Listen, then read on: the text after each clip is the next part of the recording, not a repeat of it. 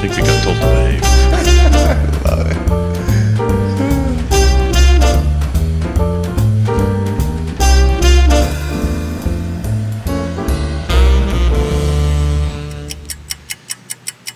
Guys, good Wednesday morning. My name is Jerry Miller, and welcome to Real Talk. Thank you kindly for joining us. It's great to be with you on a glorious, glorious morning here in Charlottesville. We have a Commonwealth-wide audience, countrywide, worldwide, here on the I Love CVille Network. We're presented by Yes Realty Partners. Find them online, yesrealtypartners.com. Keller Williams Alliance. We love both on this network and this show. Keith, you in the green room in the pre-production meeting were doing some data crunching, and it had both Judah and I white-knuckled and looking at each other. But you got where you wanted to go, and we have some insight to shine on the $1 million and up market in Central Virginia, amongst some other topics du jour. Topic du jour. Isn't that like mustard that you put? It is. Is Dijon mustard? No, Dijon. Dijon. Spicy or yellow for you? Oh, mustard? Yeah. Oh, we're going to go down mustard first? I mean, I like mustard. Oh. You like mustard? No, mustard's a big thing. That's a big conversation in the Smith household. I prefer more of the Germanic side, the brown.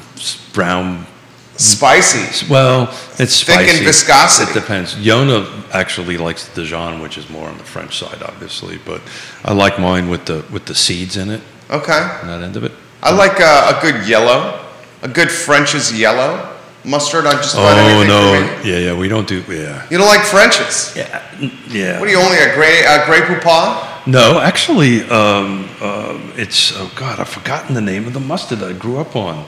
Started with my mother will kill me. We'll come back to that. Okay, well, no, types of yellow mustard? Goldens, right? It's Goldens, right. So, okay. But that's like a Northeast thing. I haven't seen that. Did you get Jude on a 3-shot right there to say that answer? So it's not a mysterious voice from afar. This is our director, Judah Wickhauer. French's is my favorite, Judah. What? My French's is my favorite, the yellow mustard. I think for me it depends. Like if I'm having a hot dog, it's that French's yellow that's really good. But you know, on a turkey sandwich, I think you're right. Golden's is the way to go. Okay, he's playing it right down the middle of the aisle right there, Judah Wickhauer. It's because of the haircut. His hair's getting a little long. Everybody look at the screen with the 3-shot. I like the French's in a crisp snap to my hot dog or sausage. So if we're going to go down hot dogs, what hot dog do we prefer, gentlemen? I mean, I personally like sausage the best. Oh, you do a sausage? I'm a sausage guy. I can see that. Yeah. But if you had to have a hot dog, I'd go ballpark. Ballpark. Judah? You don't like the ballpark? I didn't say I didn't like it. You're dissing the ballpark. I'm not dissing the ballpark. Judah, what do you got over there? I like the footlongs. There you go. Gotta you're on the right, gotta fit the bun. track. What do you got, Smith? Yeah, so I do the Hebrew kosher hot dogs. Okay. But that's what I grew up on, right? That's a good dog. The Coney Island, footlongs, all beef, kosher hot dogs on a bun, ton of sauerkraut on it, and Golden's mustard. Okay. Mustard. That is the go-to. Go to Coney Island, grab a hot dog. That's it. That sounds delicious. And a beer. So we've been asked multiple times on the show about the million. The softening, yeah. Is it softening? Is it not softening? Or whatever. So I ran some really quick numbers, like literally 2 minutes before. In the green room. In the green room. Yeah. Which isn't green, by the way. No. But no green rooms are green. Really? So why is that? Why is it called the green room then? Maybe Judah can find why the green room is the green room. So while Judah's doing that, I'll just spout out a few numbers and we'll see where the feed takes us. So year to date in the car footprint, so that's Charlottesville, Albemarle, Fluvanna, Nelson, and Greene. I believe, did I get Louisa in? I think I got Louisa in there. So the 6 county jurisdictions that include Charlottesville and the surrounding areas.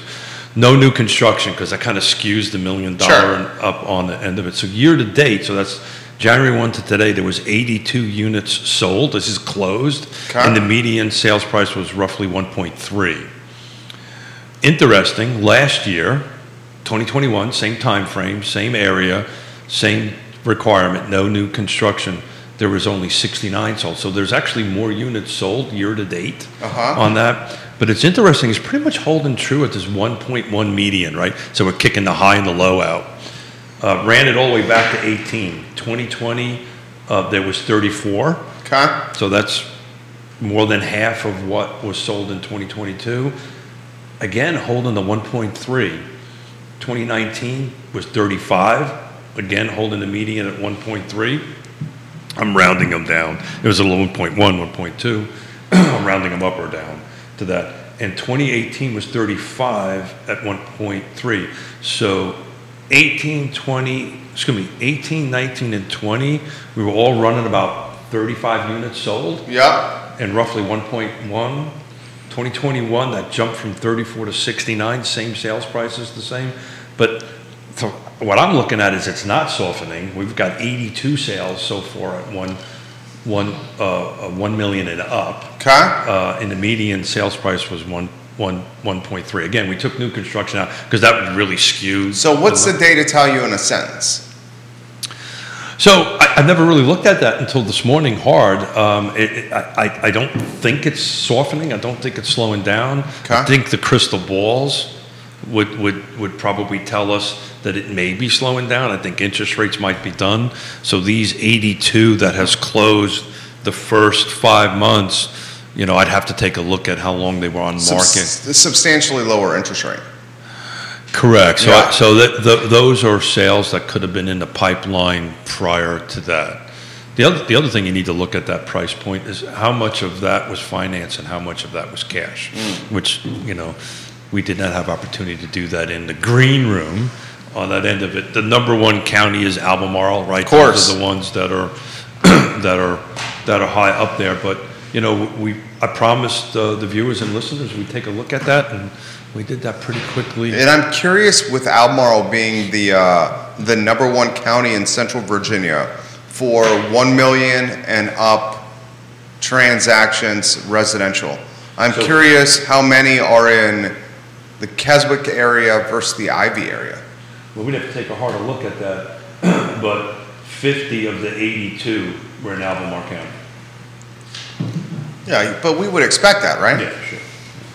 And of those 50, I bet you none of them were in green, by the way. The large majority are in Ivy and Keswick. Yeah, I literally just ran the spreadsheets this morning and didn't get an opportunity to take a great deep dive into the locations. But looking at the addresses, I think you're pretty darn close to that. But the second largest, obviously, is Charlottesville. Louisa actually had quite a bit. 1, 2, 3, so did 4, Nelson. 5, 6, 7, 8, 9, 10, 11. For those who were wondering if I can count. And for Nelson, over $1 million in transaction price had 1, 2, 3, 4, 5, 6, 7, 8, 9. Yeah. So and the acreage on some of these things we'd have to tear into it. I didn't really get into it because I didn't break that down. So I see some of the larger ones in Nelson probably have some acres. So what this is telling me is it isn't softened yet. I think it's on the track, but in order to soften, it's got to drop it's got to almost go in half to where it was between 18 and 20. I mean, the units are dropped. The price point hasn't dropped. The units have dropped. No, the units are up. Are you sure about that? I've got 82 year to date. And then 2021 was 69. So we're up over that. And I know 18 was 35, 19 was 35, 20 is 35. I can do it live and double check it, but no. I'm pretty sure that's it. So I think this high number was a lot of contracts that went in the last 30 to 60 days, and they've closed, right, on that end of it. So I'd have to dig into the numbers and figure out how did these all close in the last 30 days or the 60 days. But basically, the first 5 months of 2022, there's 82 at 1.3. Michael Plecker, listening from Duke Regional Hospital in Durham. we're praying for you, brother. We're praying for the family. He says this, 1.1 million. It's 82, man. I just double checked the math. 1.1 million in Highland Ridge going under contract within a week with 2+ offers. Yeah. Yeah. So I don't think it's softening. Literally looking at it live at this point, it's 82. And while you chat a little bit, I'll double check last year just to make sure I did not make a mistake. So $1 million+, distinguished gentleman offering great data here on Real Talk, not softening right now as interest rates rising. The next question we have and we ask is cash. How many of these deals are done cash only, and how many of these deals are taking bank financing? Albemarle County is dominating the listings that are $1 million over, with Charlottesville in the 2 slot, Louisa the 3 slot, and Nelson the 4 slot. This tells us that there's still some move to the area from outside happening, some Zoomtown action happening. Yeah, I mean, this same time year in 2021 was 69, so the numbers are right. Yeah. I think the question would be is what's available at that price point and up. And we will take a look at that here in a second while you're doing it. But yeah, I just don't see that $1 million market softening. And I think Michael Plecker is telling us that. Let's hold on a second here. I'll tell you exactly. Kevin Higgins has a comment. Have we ever done this live? I don't think we've ever. It's tough to do, isn't it? It's very hard for me to do. Yeah. So there's 68 on the market right now, somewhere in that footprint at that million and up mark. But that's hard for me to have a conversation and crunch numbers. But we were asked to do it. I don't. Based on the numbers, I don't see it softening on that end of it, and we'll keep a track of it on it. But it's interesting that the median sales prices hold true for 1, 2, 3, 4, 5 years for the same time period. Yeah. Which I thought was pretty interesting. So Albemarle County, clear cut 1. I would bet you they hold on to that crown for most of the rest of the year. But they've always. Yeah. That's. Right. And I'm sure when we take a deep look into it, it's going to be Western Albemarle is kind of where that's at. But the viewers and listeners spoke, and we crunched numbers and provided data. You want to touch the Frank Bailiff buying Dr. Hurt parcels in Scottsville? I've been meaning to ask you about that. Yeah, I know that. So it's a hot topic. So the Mets are doing really good this year. Look. How about them Mets? Look, Frank, yep. Southern Development, super smart folks over there. They know the market. They know where the market's going. We've been talking about Scottsville for quite some time. Yep. We've been talking about where the next Crozet or where the next big hot spot is going to be. And they're smart. They're getting in front of it, and they're negotiating to purchase some property over there. I think time will tell a little bit about how that's going to come together. But if you've been tracking the news over there, Scottsville's kind of got it right? Matt Lawless over there, and then they're opening their arms, and they have certain infrastructures over there. I think we talked about this earlier this week, that water and sewer, et cetera, that will allow that to happen. Yep. So what do you make of it? Look, I think everybody. 288 acres. Yeah. So a lot of it depends on exactly where that is. It's not 200 continuous acres. Nope. Right. So it's Mink Creek Estates, Paulette Tract, Overlook Heights, Upper Bird, Lower Bird, appraised value $2.8 million, 30% of Scottsville's landmass. Frank bought from Dr. Hurt. Yeah, so there's the old thing. You can't drive in and out of Charlottesville without driving past one of Doc Hurt's pieces of property that he owns. It's been that way. In Albemarle County. That's been that way for quite some time. Look, we've been talking about it. It's a smart move. It's where they're in the development game. They understand the market better than anybody, and what they'll I don't think the water and sewer infrastructure is there to handle that much of a subdivision, but they'll figure this out and they'll improve systems and develop in it. But the question is, and I haven't really done a ton of homework on this. The question is it in the growth area? Is it? I don't think all of that property is in the town of Scottsville. No, right? It's not. So they'll have to go through the rezoning. Tire plant is included in this. Correct. So that's in the town of Scottsville. Yeah. So that's directly working with the city council. Important property.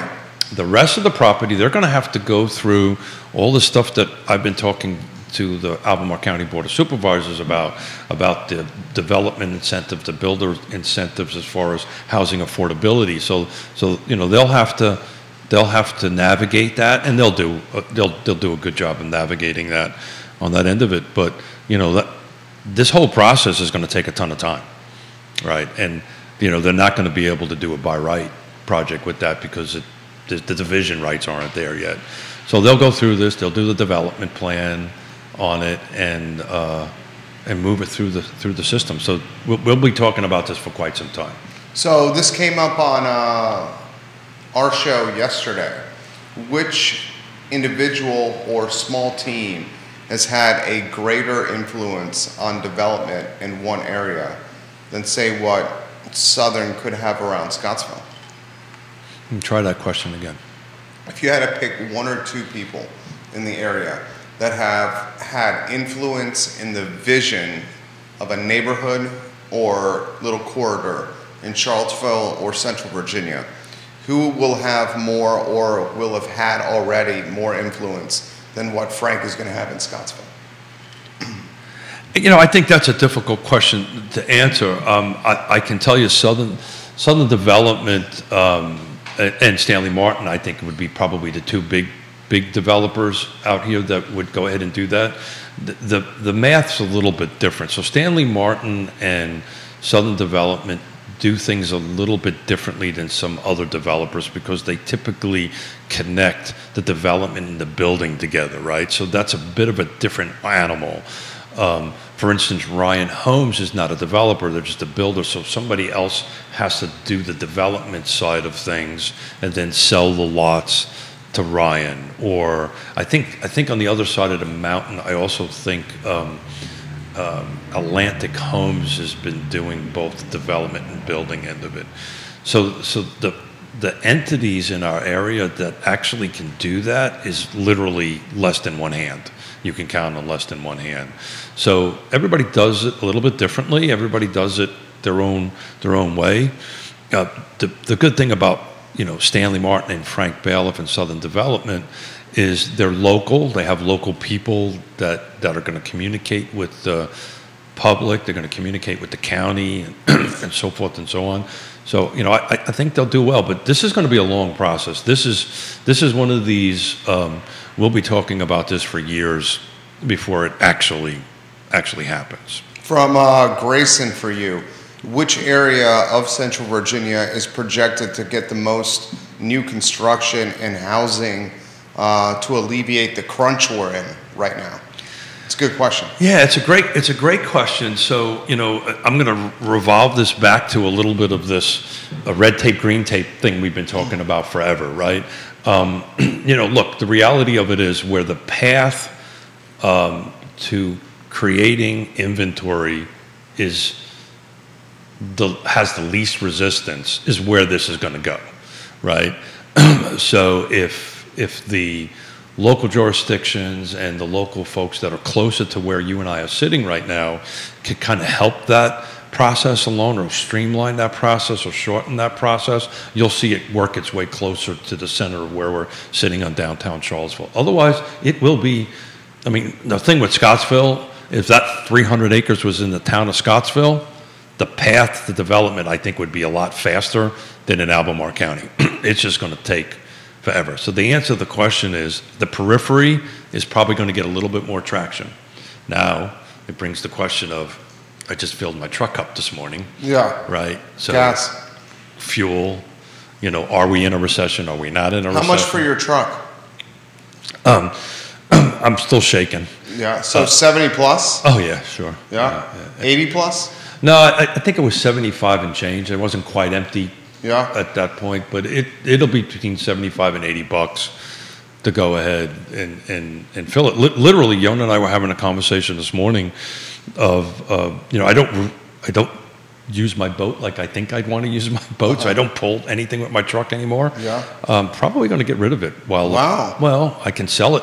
I can sell it for more than what I bought it for right now, and then maybe buy an EV. That's kind of what we're thinking about doing. So you'd have to include what we talked yesterday, what Ludwig has done in downtown Charlottesville as influential for one guy shaping an area like Frank could potentially do in the Scottsville area. We also included in yesterday's talk show what the Cosner family has currently done for High Street. Yeah. As shaping kind of an area.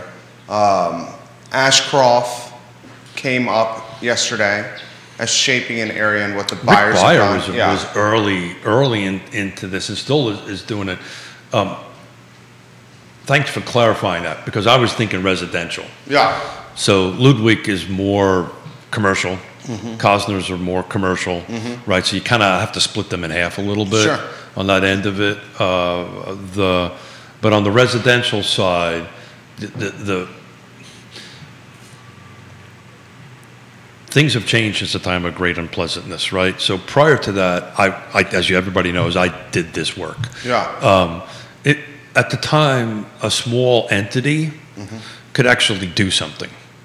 Now you can't. So just to talk about the path that Southern Development has to follow through that, the hundreds upon hundreds of thousands of dollars that has to be spent just to go through, I mean, it's probably way north of that number, to go ahead and go through and rezone these properties and go through the site plan process and go through the years, you know, of you know, assuming they're purchasing, of holding it, the taxes, all that stuff is a tremendous amount of money.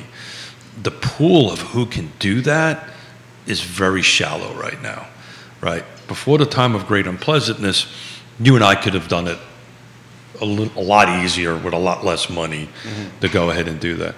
So that's what you need to be looking at. You know, Frank Stoner is another one that comes to mind, right? You know, you've got to have the capital and the staying power.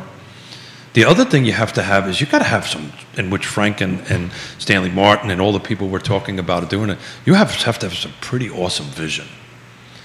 And a little bit of chutzpah. Yeah. Matter of fact, a lot of chutzpah. Because where the market is today, we're talking about residential at the moment, it's not going to be where it is 5, 6, 7 years from now. What's that mean?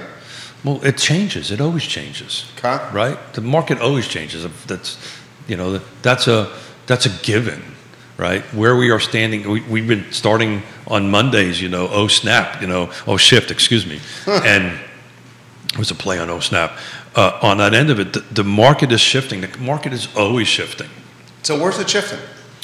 Well, it's just overall. What's it shifting from? Well, it's shifting from where it is today, right? The real estate market today, the real estate market in 2018 was very different than 2022. 5 years from now, it's going to be very different than it is today. That's just the way it is, right? So the skill is to stay in front of it. The skill is to go ahead and read the tea leaves. The skill is to break out the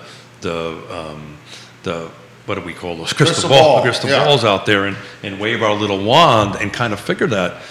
But the risk that, you know, people need to understand the risk that Frank Bailiff has taken, right? He's buying this land. He's making a commitment to do that. He's making a commitment, or his company is making a commitment to spend the money to go through this. And in 5 or 6 years from now, the market may not be there for that, right? That's a hell of a risk that one takes. I mean, I think it's safe to say the market's going to be pretty strong. in Albemarle County in 5 to 6 years. Let's try it a different way. It's going to be different. Sure, it'll be different. Okay, so what he has to do, what you have to do now as a developer right now is he's buying this, he's going through the rezoning. You've got to guess what that different is going to look like 5 or 6 or 8 years. I think it's a smaller house. Smaller footprint, you know, a more efficient house. I agree with you, and I think it should be, but that's not what the data is showing us. That is not what NAR is saying. Homes are not getting smaller, right? You know, but 2018, 16, and 15, we would all say, oh my God, houses are not going to go over 1,200 square feet, whatever number. But they're back at 2,400 square feet. Yeah. Is that going backwards? No, that's a good point. I mean, you got the work from home. And the need for a home office or a place for kids to do school. And the biggest buyer profile, as we know, is the millennial, no right? Doubt, with kids. And that's the only real thing that we know what's going to happen in the market going forward is these millennials are going to start maturing into, you know, finding a partner, having children or not having children or whatever it is, and they need more space. They need more space. Yeah. You know, so. Kevin says this. $85 for my Yukon this morning. Kevin Higgins. Yeah. Gas stations are paying $4.37 a gallon right now. Consumer cost here is $4.45. Gas stations don't make much from gas purchases. And he says gas stations are raising rates 2 to 3 times a day right now. Judah and I talked about this. Gas prices in this country at all-time highs right now, with every other dollar in the wallet pinched or stretch right now because of inflation. And it has people wondering and asking on the feed about the softening of 30 miles plus from Charlottesville. Not seeing it right now. And we're not seeing it right now. I think what you're seeing is something more of a shift, right? We're talking shift back to normal. Instead of multiple offers, you know, a dozen offers, you're seeing 2 or 3. Right? I almost used the word only, but you're seeing 2 or 3. You're seeing a tremendous amount. Jim Duncan with Nest Realty is actually going to come on the show either the 30th or the... Smart guy, Jim Duncan. And he and I have been texting back and forth because he wanted to know what I'm tracking for the market. And I'm tracking price changes the most on that end of it, and our price changes are increasing. And so what that's just telling, you know, Jim and I were talking about that, is telling us is that the seller now is starting to understand the market is kind of back to where it was as far as appreciation goes. And they're starting to have a realistic approach of what price really needs to be at this particular market. So I don't think you're going to see the outer areas slowing down a little bit. 2 years ago, I would have said I think I actually said it. There's probably a tape here that said that gas over 4. Everything was on that was going to shut down, but that didn't happen. Right. It was not happening yet anyway. Maybe that number's 6. I don't know. Maybe that number's 5 on that end of it. But people need a place to live. You know, are you making any changes to the Miller household as far as inflation and spending money? We're always watching. Yeah. So we are. We always do. Yeah, we're doing that, right? Yeah. So that's how we're offsetting things a little bit. On that end of it, so I just don't think the outer edges are going to slow down. How are your peers responding to this tighter market? And not just peers, you know, in your firm, but just the association in totality. So that's a great question. What's the pulse? Yeah. I mean, it's competitive out there. Yeah, so we've talked about this quite a few times, right? So, you know, we're competing against 1,100,000 real estate agents in the car footprint. We're also competing. No, it's what, 1,200, right? Well, that includes like Woody Fincham, who's a great sponsor of the show, who's an associate. So he's part watching of that. Now. He's part of that. He's on the board, but he's not an actual real estate agent, right? Okay. So I think we're closer to 1,000. Okay. But what happens with that is we end up seeing people from Northern Virginia coming in, Richmond coming in, on that kind of great stuff, impacting the market. You know, It's interesting. It depends on how long that individual's been in the business. If they've been in the business 5 years or 7 years, they've never really seen a shift like it's about ready to happen. And their skill sets that they've got to learn, and we help do that. Skill sets you have to learn. You know, I'm part of Jim coming on. I'm going to bring in another real estate agent that's been in the business for 25 years to talk about what it was like, you know, prior to this. Some real estate agents, you know, they're going to have to relearn. It's an ever-shifting, ever-changing business. What skills and tools you need today might not be what you need 6 months from now. Yeah. And the skill is to figure out what skills and tools I need, or the market needs to do that. So you're starting to see a little bit of that. You're starting to see real estate agents going, okay, what skills do I need to learn? And the smart ones are doing that now.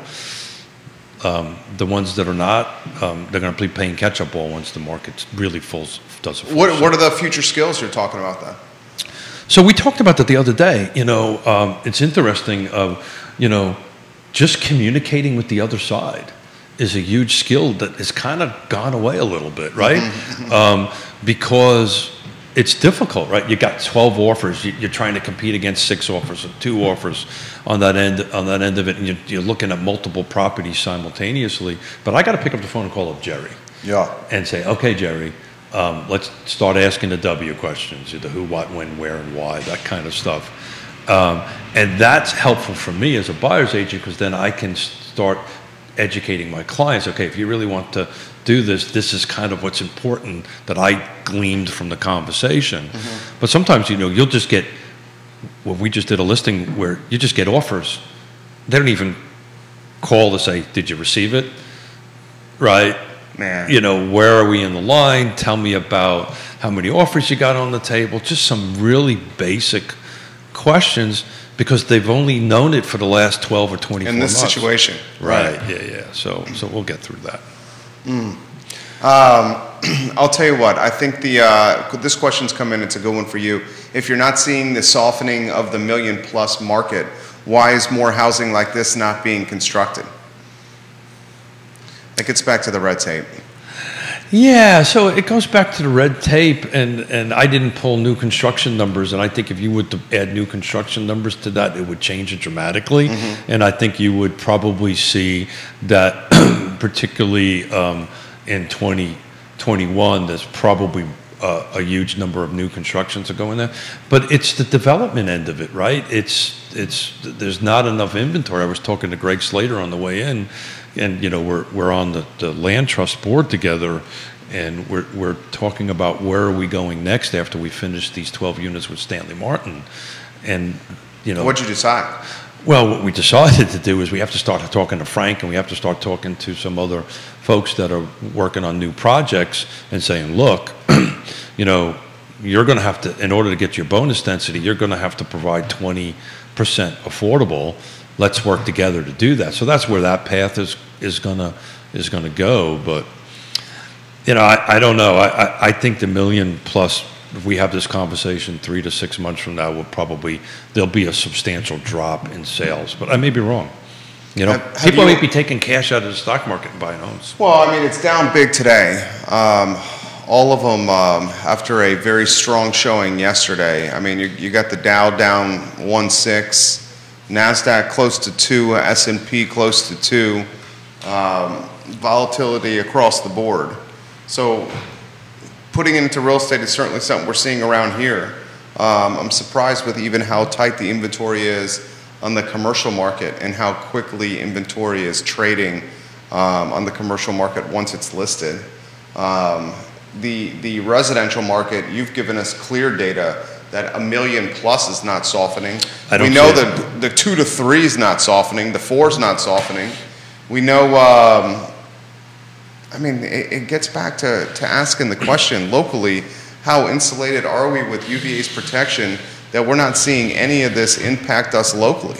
So have as one who's lived through multiple ups and downs over the last 3.5 decades, you're 100% right. UVA is that 10-ton elephant in the room, right? And like any 10-ton elephant in a room, it's all present. Mm-hmm. Also can go a little bit sideways on you and ruin your day, right? The reality of it is if we are trading homes in the 4 range, and I don't see that going down. No. That's going to pick up tempo, if anything.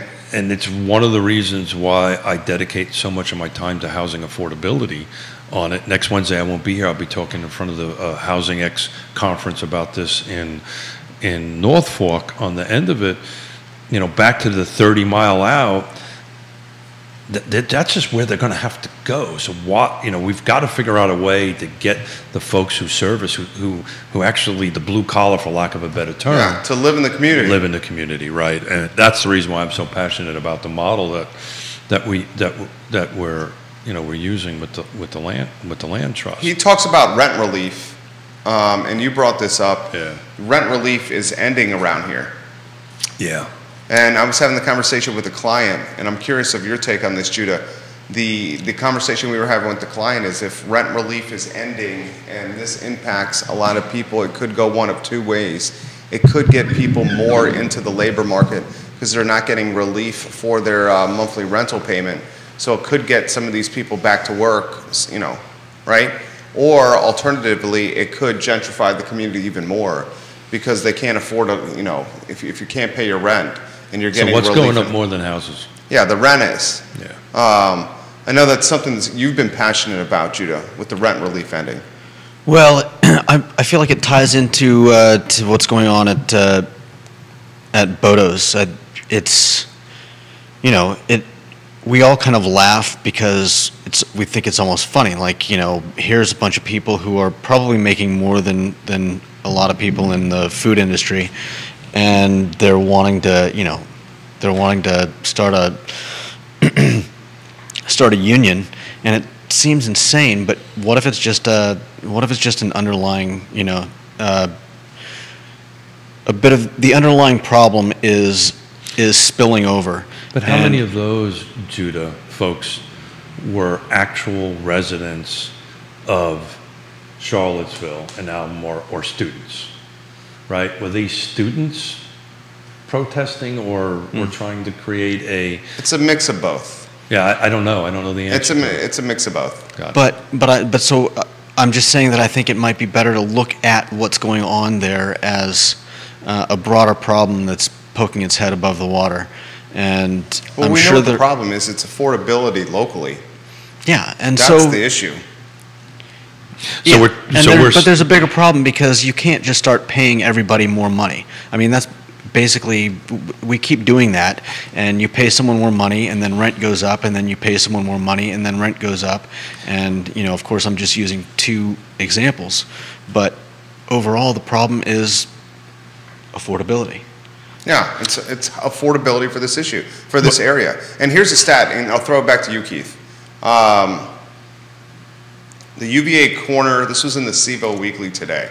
I encourage everyone to read the article in the CVille Weekly today about the corner Bodos.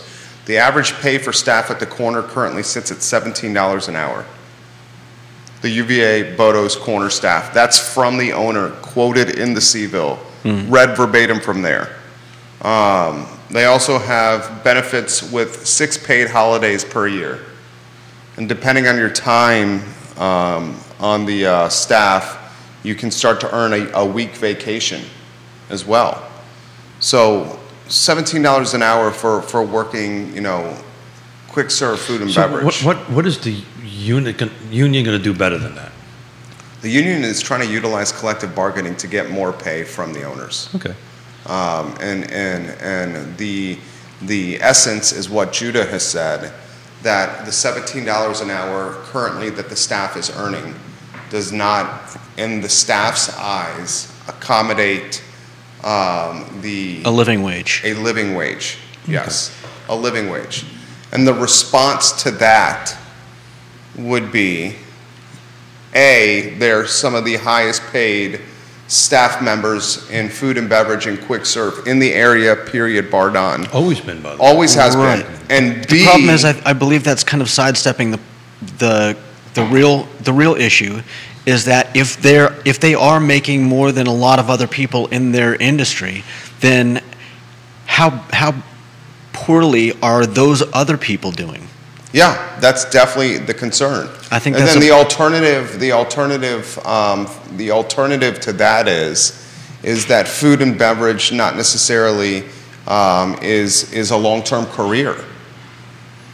That's fair, but I would we're think always bakers, going to have. I would think there's some staff there that's long term for them, right? On that end of it. I tend to eat enough Bodos to keep an eye on. Yeah, it's consistent. Who's people in there, and the bakers and the folks that are in the back of the house are faces I see year after year after year. My thing about this is I really would love to know how much of their payroll, how much are students and how much are locals. Because every face I see there are typically students. On the corner location. I specifically go to the corner all the time, and I do that over the two other locations because I just like hanging around the kids. It's just you cool. like being downtown. It's just or cool. in the corner. It's just cool being there. I just like being around the environment there. But in that specific location, it seems to me it's a lot of students on that end of it. And then here's an interesting thing. What if, I don't know who owns the structure, the building. What if the Bodos say, you know what, we're going to close this down? Well, that's what we've said on the show. Yeah. That's what we said on the I Love CVille show. So what's going to happen, Coach, after that? I mean, the jobs are going to go away. No. If you're the owner, and I'm just talking out loud here, and we've talked about this, Judah, and it's the location, you don't own the structure.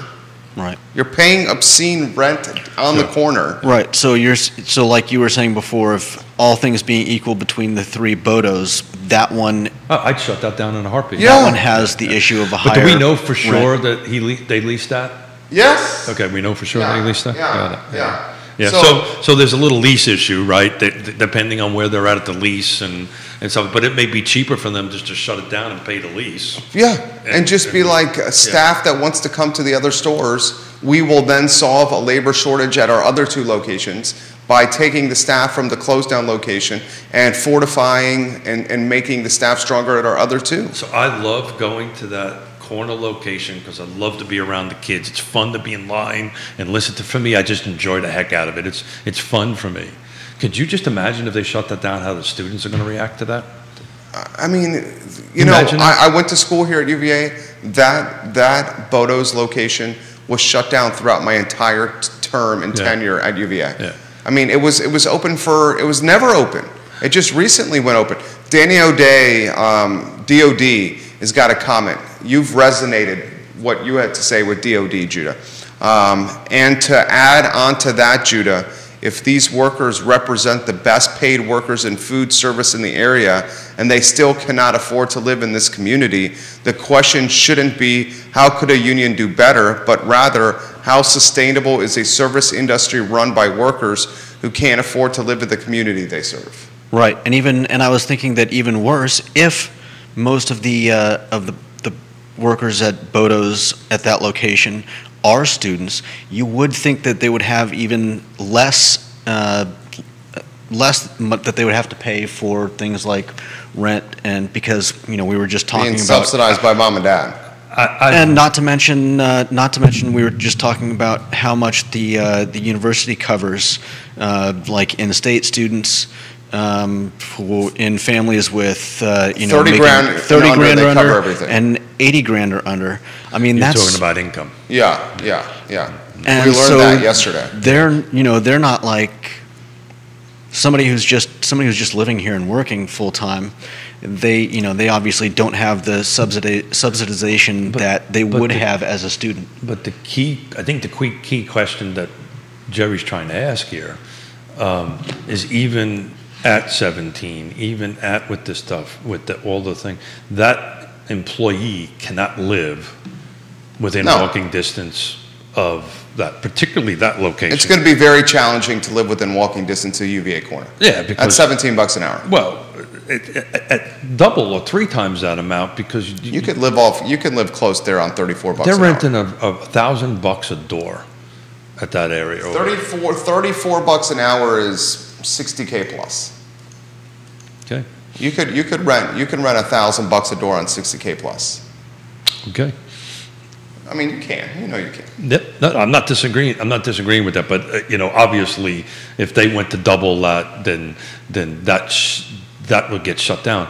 Does anybody understand the process of unionizing in the state of Virginia? I don't. It's pretty. The CVille Weekly article, and I'll give it to the CVille. Sometimes they cover stuff that, when it finally comes to press, the information has already been dated by the time the article hits the newspaper, because they're a weekly paper. Their coverage of the Bodo's union, however, is fantastic. And the most in-depth coverage that I've read so far, Judah, you should check this out today after the show, is the article in the CVille Weekly about Bodo's unionization efforts. And it's not a piece of cake just becoming a union. Sure. There's applications and filing. I will say this, that this topic is being closely followed by all the other local restaurant groups. Sure. Closely followed. Yeah. So the train is to follow this down the road. Let's assume Bodo's, and it's only that one location, right? Well, it's that location for now. In this CVille Weekly article, the corner location is quoting staff from the corner saying we're actively trying to recruit staff from the other locations to join our union. That makes sense, right? Because they have a better chance. Makes it more strong. Yeah, correct. Yeah, so stronger. The whole word collective. Right. In that end of it. But yeah, so, And it also indicates in this article that not all the staff is pro-union. In fact, at the press conference, where, I follow the rules of Real Talk. I have too much respect for you. Thank you. Okay, I follow the rules of Real Talk.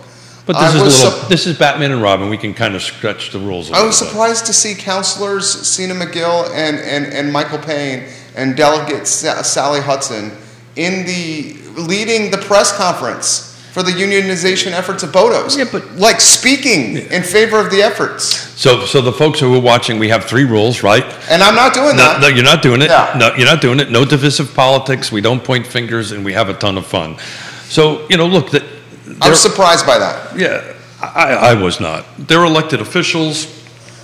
Should the elected official be leading a unionization effort? But Jerry, I come from a part of the country that almost everything is unionized. I know you do. Right? And you're not crazy about that. Well, they're double-edged swords, right, on that end of it. So, I'd be honest with you, I don't have an opinion at the moment, either one way or the other, on it. Starting to form one as we're having a conversation here. Yeah. I'll be honest with you. But I can tell you, when you go take a look at union conversations up in New York and all this stuff, there's always elected officials there. They're always the ones that are touting it. So that doesn't surprise me at all. And they're passionate about it. Is a union a good thing or a bad thing? It's interesting. My oldest daughter belongs to a union. She's a makeup artist. I mean, Danny O'Day agrees that I respectfully disagree with you, Danny, and I have tremendous respect for you. And you've crushed it on the show. He's a writer. He follows politics closely. Mm-hmm. Should an elected official be actively involved in a local labor movement? He says absolutely. Yeah, I respectfully disagree with that. Yeah. I don't think an elected official should be involved with the inner workings of someone's private business. I'm curious of your take on that, Judah. Why do you feel that way? Because this is, and maybe this is the libertarian in me coming out here, sure. But this is Bodo's Bagels that is owned by 2 people. Got it. And these 2 people have much more risk associated with their business than we will ever understand or comprehend. And for elected officials to get involved into private business by spurring on or stoking the spirit of a union, for me, is overstepping their bounds. Judah, how do you feel about that? I'm going to take the opposite side of that just for the sake of a talk show, but how do you feel about that, Judah? I'm not really surprised. I feel like it's misguided, and I feel like this whole thing is, like I said, just a symptom of a larger issue. And I think that it's sad that they're targeting Bodos. Obviously this is an issue across the not just the food industry, but businesses in Charlottesville and people being able to afford to live here. This is way outside of my knowledge base, guys, right? Yeah. But are we not a right-to-work state? We are a right-to-work state. Okay, so how does that impact into the unionization process? We talk about a Dillon rule state all the time. Does that impact the process? And again, I'm not smart enough to know about that, but I do want to go back and defend the elected officials for a moment on that end of it. And I'm going to take it away from this end of it, right? I've got in front of me was an article which I was hoping we'd talk a little bit about, is the solar, the SUP for the solar farm in southern Albemarle, right? Right, it's going through the process and all that kind of great stuff on that end of it. So what's going to happen here is constituents for these board of supervisors are going to reach out to them and say, this is what I'm concerned about. That's probably what's happening here. I'm assuming, and that's a huge assumption, is that they've been reached out by their constituents and saying, we're concerned, we want to do this, we want to do something about that. I don't see a reason why they shouldn't be able to do that. Now, is it good politics to do that? Is it in their, that's a whole different animal. But they've been, I'm assuming, been reached out by their jurisdictions and saying, I need you to do something about that, and they've agreed to do that.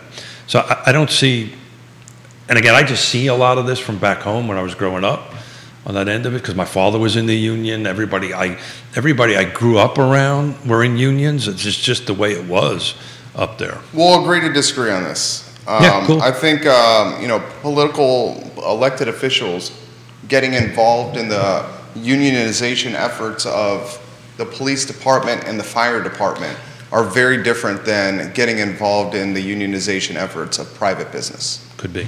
Because the police department and fire department are funded by taxpayer dollars. So I know they're involved in the makeup industry, the makeup things that my daughter's in. So I know that they get involved in it, and they lobby on the behalf of their constituents on that. The reason I outlined that, by the way, if either one of those elected officials asked me, should I go in front and do this, my answer would be no. That would just be bad politics on their part. Because you know why? So let's assume it happens. Right? Let's assume the union happens? Let's assume the union happens. It's a hell of an assumption, but go ahead. No. What do you think the next logical step will be after that? Let's assume that they vote and the employees at that location say... It's going to then take up all... It will then become all three locations. That's not what's going to happen. They're going to shut it down. They'll shut it down. Well, I think this is what's going to happen. And I've been on record on this show, on the I Love CVille show, saying they probably shut this place down. But I think what will really happen is the owners of the place, of the location, it's 2 owners for 3 spots. Yep. This is the dynamic, the needle they're having to thread. If the effort spills over to the other 2 locations and the staff at the other locations, then they pretty much have to decide, do I keep running this business or close it? They're going to do the And they're going to keep running it. They're going to do the ROI. I think they're going to do the ROI. They're going to take a look, turn on investment. They're going to, and the reason I'm going this way is very important. You started this conversation with the elected officials being there. So under the assumption they're there because they were asked by their constituents to be there, that's great. Okay. I don't think those guys were asked by Bodos to come to this press conference. It was last Wednesday. I know that. I know that. Okay. And I know that because we were at a function. We were at a function after hours. It was last Wednesday. And so when that press conference hit. And what about the email we got the next morning? Sure. When that press conference hit, Councilors McGill, Payne, and McGill and Payne and Delegate Hudson saw it on social and showed up for it. I doubt that they were solicited by staff at the Bodos Corner to come for this presser. I don't know the answer to that. So I mean, you might. Are pro-union. We know that. Of course, yeah. And the point I'm trying to make about that is, let's just, again, so under your assumption is they saw this on Facebook and said, I'm joining. On like Twitter, on social media, yeah. Okay. Yeah. That's what I think happened. Yeah, and so assuming that even did happen, so that's just constituents reaching out to them in some way. It's not a phone call. All right, that's fair. I'll say that they put it out on social media and that turned into an organic invitation, if you may. The point I'm trying to make is, if this process goes forward and that Bodo's shut down, if you don't think I'm going to pick up the phone and pitch a bitch to the people that were pro from the beginning? The elected officials and go, what the hell did you just do to my Bodos? They would be sadly mistaken, right? So the point is I'm not so sure they really thought through the bigger picture on it. Or have they thought through the bigger picture that if this effort goes through, that it then influences other staff at other F&B or frontline businesses, mom and pops, to their staff to do the same? And then it's put the small business owner literally in an impossible place. So the roll is back to land use, right? So this is no different than a rezoning, right, from my brain on that end of it. And let's assume this project doesn't get approved and all this kind of great stuff that would have Frank's property out there in Albemarle County. Let's just assume that it doesn't go through and it can't get the density, it can't get the 20% housing affordability in it, and it goes by right. All it's going to do is help the people with the deeper pockets move in there. This potentially could go the opposite direction, right? It could say, you know what, I'm not making any money anyway at my restaurant. Restaurants are pretty historically hard to make money at. The people that I see making money in restaurants, it's the real estate they own that they're even most focused on. It's the restaurant that's paying rent to their real estate company. And those are the people locally that are making money in restaurants. So I dabble in enough commercial to tell you that's exactly correct. It's not the folks that own just the restaurant that are stacking paper here. There's a reason why Bodo owns its two other locations. What's the largest real estate company in the United States? McDonald's. It's not about making hamburgers, it's about owning real estate on that end of it. But and again, this wasn't even a topic on our green room chat on it. But these things are double-edged swords, right? And it could go either way. Comments coming in here? Judah, you want something to add before I get to comments on the feed? No, go ahead. All right, Bill McKenzie. The original Bodo's on Emmett Street. This is Bill's comment. The original Bodo's on Emmett Street was a Roy Rogers chicken restaurant. After Hardee's bought the Roy Rogers chicken franchise and put the chicken in their outlets, the Emmett Street Roy Rogers closed. There was a banner, "The bagels are coming," on the front of that building for years. Then the owner did all of his own upfit on the building. From the beginning, Bodo's was known as a business that compensated their employees well. Bill McKenzie right there. So of all the decades I've been eating at Bodo, so we're talking about a couple of super important things to a New Yorker. Bagels happens to be one of them. And we're talking about, this is arguably the most beloved food and beverage brand in the Charlottesville area. Is there more beloved brand food and beverage in Charlottesville than Bodo's? So Joe Gentile will not appreciate this, and I love Joe with all my heart and soul. But when I go up to Connecticut to visit my daughter on the first weekend of June to celebrate our grandkids' birthdays, on the end of it, I will bring dozens of Bodo's bagels. The people from New York ask me to bring. Just understand this. People from New York asked me to bring up Bodo's bagels so they can have them and freeze them to eat them later. It's a huge deal. This is as part of the Charlottesville brand, Bodo's, as anything in Charlottesville. I would agree. Except for maybe UVA. I would agree 1,000%. And for this to be in the news. Well, hold on a second. Please. There's this whole I Love Charlottesville brand that is kind of up there, right? The social equity and long-term standing nature of Bodo's is amazing. There's never been a time in the decades they've been here that I did not see a sign on it. And this comes from the day when I was having employees and I was paying carpenters and plumbers and electricians and cabinet installers. And I go in there and I was like, well, how the hell are they doing that, right? And we couldn't do it at that point. It was always considerably a few bucks more per hour than everybody else. This is from Danny about elected officials leading unionization efforts in Charlottesville, specifically Delegate Hudson and Councilors Payne and McGill. He said, should elected officials then be barred from making legislation regarding zoning laws because they own property in the community? Should they be barred from trading stocks or owning businesses that are affected by local regulations? Honestly, just curious where the line is drawn. Yeah. I get the point that you're making, Danny, and it's a fair point. My point with Bodo's is it's a private business, and to have a delegate, and Sally Hudson knows I have tremendous respect for her. She's come on this show many times. She knows I have tremendous respect for her. Same for Councilors Payne and McGill, tremendous respect for them. To have elected officials... But where is that different? With a bullhorn or leading a vocal press conference scenario, emceeing, vocalizing, offering opinion, unionization efforts, that's overstepping bounds. Jason Howard, if the corner location does unionize, the owners don't have to agree to the terms of the union. With Virginia being a right-to-work state, they could fire the entire staff and start over, or refuse the union's contract and continue to run things as they do currently. I was a member of UFCW myself for 11 years with Safeway. Same union they are working with. The union could lead the staff to strike, but it's not illegal for replacement staff to cross a picket line. Yeah. So thank you. That was what I was reaching for on the right to work state on that end of it. So that's another path. They can fire everybody. Then it'll become a whole mess down there. If I was the owner of that and it ended up going that way, I'd shut it down.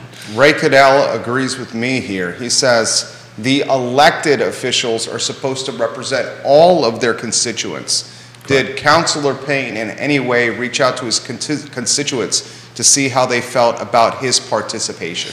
So I think where the difference in this is, and I'm taking the opposite side just for the sake of a talk show, where the difference is these elected officials are not required to make a decision in this process, unlike a land use application.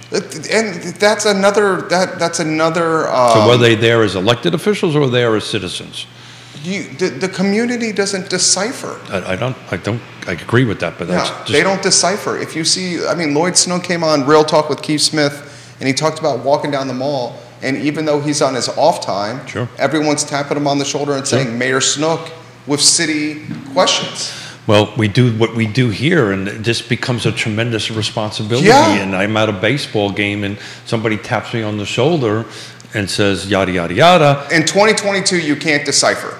Your professional brand is your personal brand. I don't disagree with that. So, I was taken aback by this. But, look, elections matter. Maybe depending how this goes, and maybe when these folks run, somebody else can run against them and point this out to them. But there's really no, at least that I'm aware of, and I don't know if Neil is watching, he's much smarter than me on this stuff, that I don't think there's any rule that says they can't do that. No, obviously not, because they were there. And sometimes people do things and not, there's people speed, right? Yeah, but it's different. It's when you're an elected official and you're doing something in that kind of a public setting, it's going to get noticed that you did something wrong. Look, politics and being a politician is very much so what you and I do 3 times a week for 315, 16 shows. You're always in a microscope. People are always looking at what you're doing on that end of it. If they felt that they needed to do this, then I don't think there's any reason they shouldn't be able to do it, right? There's not anything that says they can't do that. But what about the other side of the coin, right? Yeah, But they don't make any decisions in this process.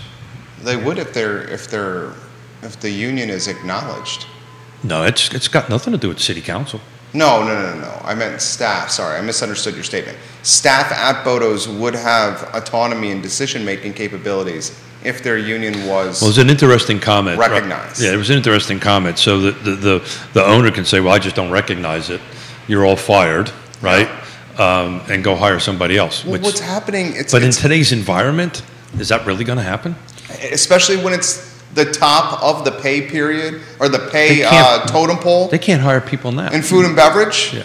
I mean, it's the top. Bodo's wants to give people more money, wants to hire more staff. Yeah. They want to hire more staff. Yeah. So I think if it really does happen, the only path that the owners has is to shut it down. There's just no way. If it spreads to the other two locations, then it would mean shutting down their business in totality. That's why I'm kind of stepping a little more from the shutdown theory, because I think this is going to spread to the other locations. They're actively, the CVille Weekly article today did a hell of a job. They're actively recruiting staff at the other locations. So what if they shut all 3 locations down? That's why I don't think they're going to shut it down. This is their livelihood. They're going to have to navigate these waters. And then the next step, I'm telling you, this is the next thing. The next thing is it'll create a trickle over effort with other local F&B businesses. So we know they own 2 parcels. Bodo's has 3 locations. We know they owe 2. I'm just playing the opposite side of the coin. Let's assume that you're right. Let's assume that they go through and all 3 gets unionized. You shut them down. I own 2 pieces of property that are worth $1 gazillion. I'll sell them. Cash out. Thank you very much. Have a nice day. But we don't know the setup as well of how those parcels are owned.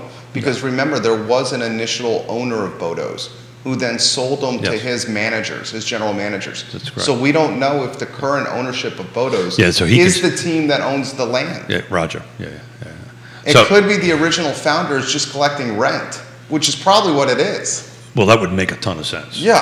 That would make a ton of sense. And he's in the catbird seat unless the business closes.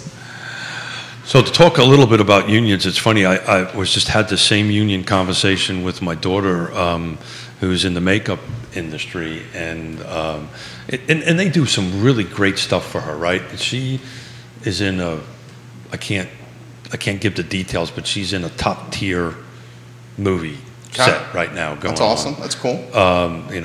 What are they? Not top tier, A class, whatever it is. The top movie studios that are out there. She's doing something right now. And so I asked her, I said, so that's cool. So when that's done, does the union have another job for you? And she goes, no, that's not the way it works. So the union's good for, COVID protocols and if they work more than 12 hours, there's negotiations between the unions and the studios on per shoot. But she needs to still go out and find her jobs, which I didn't realize until the other day when we were having, because this whole union conversation you're talking about trickled all the way up to New York, and with conversations about, well, oh my God, I can't believe, and this is coming from people that are in a union, I can't believe that that's a possibility. The first question was, how much my bagel's now going to cost me? Yeah. Right. I mean, and how much will the market bear on a bagel sandwich? Well, we've got. Are we going to Are we going to say okay to 2x the price? Well, without the union, bagels are going up anyway. That's what I'm saying. Because of inflation, fuel. All their COGS have increased, cost of goods. Yeah. All their COGS, and this is happening at the same time. Their debt service payments, if they have them, are going up because they're tied to prime. This happened at the same time that fuel's higher. All their cost of goods are higher. I mean, you couldn't think of a worse time for this.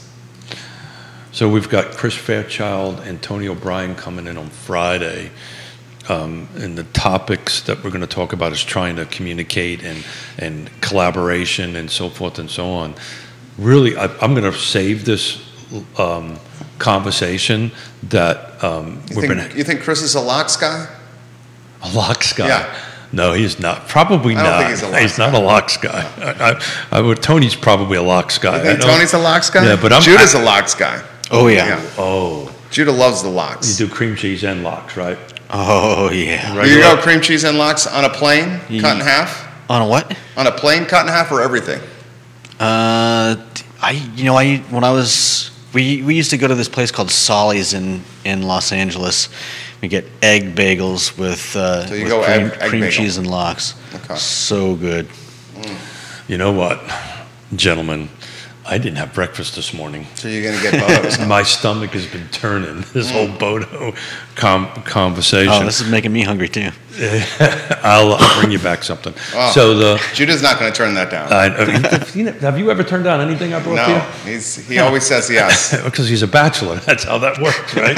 Yeah, pretty much. Ray says, here's his point. Rake it out. I lost a big 30-piece unnamed musician backup job in Virginia because my musicians and I are non-union. But that was the management of the entertainer, not local government in any way. He says, I guess my point is this is a very slippery slope and can damage local businesses and workers as well. Perhaps that's why Virginia has remained a right-to-work state for many years and pretty successfully overall. I've said it a couple times during this conversation. It's a double ill cut both ways. But we're going to ask Fairchild and O'Brien, how do they feel about what the city councilors have done and the state representative has done to support that? So from their perspective as an elected official, right, we're having this conversation as non-elected officials. How do you feel about that? Was that right? Was that wrong? So thank you for bringing this topic up. I wrote a note down. We're going to chat with them on Friday. Tell us about Friday's show. Yeah, I just love having those guys on. It's a lot of fun to watch them. They come from different sides of a topic, and it's going to be very different than what you and I have done today, where we did most of the talking. I think we'll listen to a lot of it, but I want to. Regionality is important to me. It's interesting this solar farm that's about coming up in Albemarle County. Fulvana County actually has one that's been built and operating since 2018, so we'll probably talk a little bit about that, how that process went. I think Tony was on the board. In fact, I know Tony was on the board at that time, and how that process went and what benefits it is to the county and so forth and so on. But people don't actually know that there is a pretty large solar farm right by Zion School. You just don't know it's there unless you actually look at the GIS or the Google Earth on the end of it. It brings a substantial amount. I think that does 1,200 rooftops. This one, if this one gets approved, it'd be about 25,000. Okay. Energized. You did a good job today. Yeah. Batman and Robin goes well. I say it, will continue to say it. I love these shows. Oh. It's just, so do they. It's just you and I, and sometimes the coffee takes a little bit of time to kick in, and the mouth starts moving. But I enjoyed it. I didn't even get to a couple of notes I wrote down. Well, we'll save them for Friday. Chris Fairchild, Tony O'Brien, Fluvanna County Board of Supervisors, friends of Keith Smith. They are. They actually say that publicly. The guy rubs shoulders with some influential people. Keith Smith does. Following Friday, we've got Greene County in the house. Yeah. We're going to have Dale Herring, who's on the... Love Dale. And we're going to have Jim Friedel, who is on the planning department side, and talking about, at our event that both of us were at on that Wednesday was, hey, don't forget about Greene County, bring us some projects. So we're going to talk a little bit about that, back to this 30-mile radius thing, and we'll find out what they've got in their pipeline as far as residential projects go and commercial projects, and we're just going to talk. So the next 2 Fridays, are going to be a lot of fun. You're locked and loaded. I'm trying to get a little better at it. You're doing a great job. It only took me 3 years. Great job. That's not true. It took you about 2 months. And then I was like, this guy's a rock star here. Dude, I went and watched the first 2 months. Hey, you watched the last one and not the first one. That's the rule in the business. Oh. Watch the last one, but not the first one. Yeah. I actually took your advice and stopped watching. I don't watch any of the shows again. Most of the folks don't. Yeah. Because you always find something to nitpick. Yeah. When the reality is it always goes well. I am my most harshest critic. Yeah, actually, I got a couple people in my life. Yonna, maybe me in that first slot. We'll rank you in the 3 slot right there. Actually, I'd probably put you ahead of Yonna. I'm pretty hard. I'm like that with everybody. So, people appreciate it, but sometimes they don't, and that's just the nature of the beast. Judah Wickhauer is our director, and you did great today. Thank you, Judah. Thank you. Keith Smith of Yes Realty Partners and Keller Williams Alliance. Find them online at yesrealtypartners.com. My name is Jerry Miller, and this is Real Talk with Keith Smith online at realtalkwithkeithsmith.com. There you go. I just want to say thank you to the viewers and the listeners, right? I would have not dug into this million plus if folks didn't chime in, so thank you very much to the viewers and listeners. You make us better every day. Amen. Amen. I Love CVille show in 57 minutes with Lee Elberson in the studio. You like Lee. Guys, thank you for joining us. We'll touch base with you very soon. Take care. Good job, Keith.